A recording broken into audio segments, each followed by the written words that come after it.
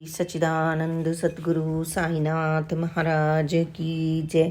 साई शक्ति में योगेश्वर।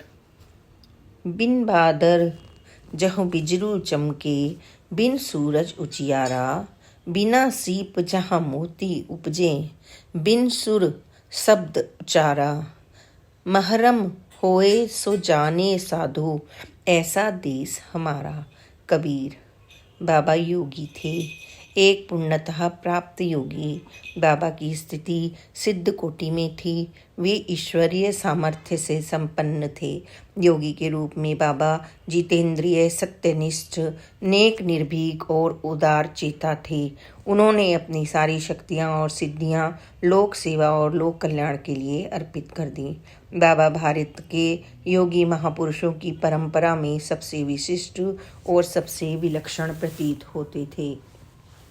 उन्होंने अपनी लोक यात्रा की अवधि हिमालय या वन कंदराओं में नहीं बिताई, बल्कि वे शिरडी जैसे एक छोटे से गांव में जन सामान्य के माध्यम से उनके साथी और सहचर बनकर रहे। एक परम सिद्ध महापुरुष का साधारण फकीर के रूप में सहज सुलभ होना मानव सभ्यता के इतिहास की अद्भुत घटना थी। संसार ने लगभग 6 दशकों तक बाबा को एक ऐसे फकीर योगी के रूप में देखा जो भिक्षा मांगकर खाता था, खंडहर नुमा जगह पर रहता था और फटे पुराने वस्त्र पहनता था, लेकिन अपनी दिव्य शक्ति और योग्यता में देव रूप था, देव मानव था। यद्यपि बाबा के पास योगिक सिद्धियों की अनमोल निधि थी, लेकिन वे परमात्मा को ही अपनी शक्ति मानते थे, सिद्धियों को नहीं। उन्होंने सिद्धियों को पाने के लिए ना कभी इच्छा की और ना कभी प्रयत्न किया। वे सिद्धियां गुरु कृपा के फलस्वरूप परमात्मा की स्वाभाविक शक्ति के रूप में उनमें सक्रांत हुई थी। बाबा का परमात्मा के साथ चेतना, भाव और कर्म सभी स्तरों पर योग था। महात्मा के साथ योग युक्त अवस्था ही बाबा को अलौकिक या लोकोत्तर बनाती थी। महत्वपूर्ण बात यह भी थी कि अष्ट सिद्धियों के स्वामी होते हुए भी बाबा ना कभी इनकी आसक्ति में बंधे और ना कभी इनके साथ अपनी लिप्तता प्रदर्शित की। बाबा के लिए ये सिद्धियां लक्ष्य पूर्ति में सहायक मात्र थी, अपने में साध्य नहीं थी। बाबा ने एक योगी के संत विवेक से सिद्धियों को किया, लेकिन इनके प्रदर्शन से परहेज किया। बाबा के यहाँ इन सिद्धियों की बहुत सहज, सरल और स्वाभाविक अभिव्यक्ति देखने को मिलती थी। अपने सिद्धि सामर्थ्य का उपयोग करते हुए बाबा ने भावाविष्ट होते थे और न किसी मंत्र तंत्र का प्रयोग ही करते थे।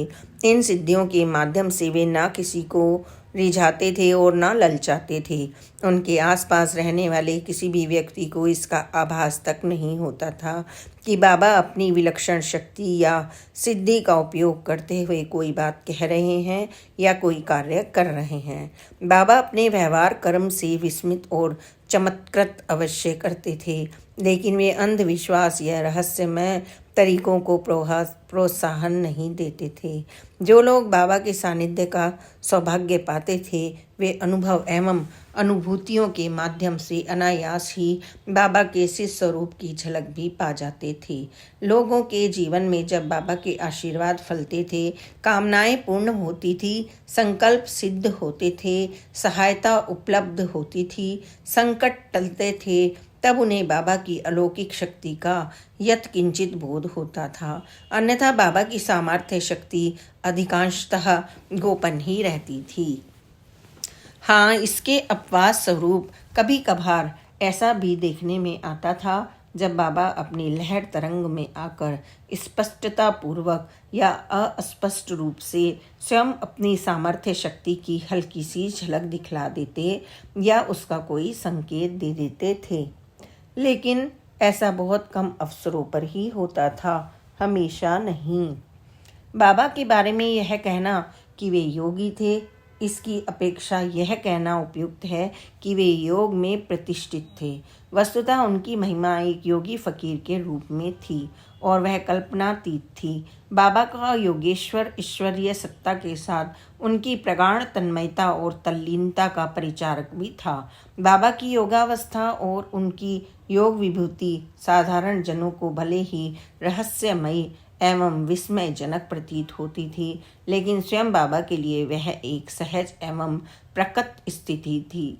जो कार्य सामान्य लोगों के लिए असंभव थे, वे बाबा के लिए बहुत सहज और सरल थे।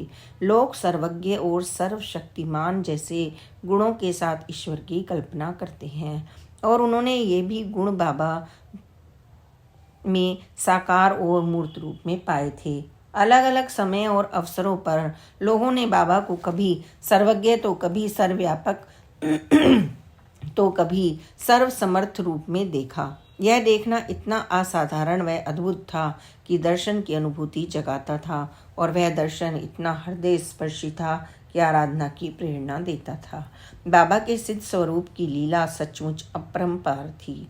वैसे बाबा भौतिक रूप से शिरडी में ही निवास करते थे, लेकिन भक्तों का अनुभव था कि उनका अस्तित्व अखिल विश्व में व्याप्त है और वे न केवल समस्त देव और जीव सृष्टि के साथ एक रूप हैं, बल्कि देश काल के बंधनों से भी परे हैं। बाबा जैसे महासिद्ध योगी के लिए सर्वव्यापी होना कठिन नहीं था।